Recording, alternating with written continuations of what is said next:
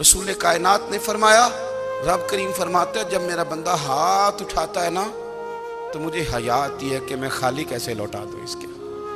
इतने बड़े बादशाह की बारगाह में, ओ भाई, लोगों से इज्जतें तलाश करते हो तो वो क्या तुम्हें इज्जत देंगे? वो तो कल अच्छा कहते हैं, परसों बुरा कहने लग जाते हैं। लोगों के सामने गुड बुक में आना चाहोगे तो वो तो सवेरे तुम्हारे बारे में कुछ कहेंगे, शाम कुछ और कहेंगे। अपनी रूहानी जिंदगी आबाद करें, अपने मुसल्ले को वक्त दें और दुनिया से छुप कर इस मोबाइल को बंद करके और अपने आप से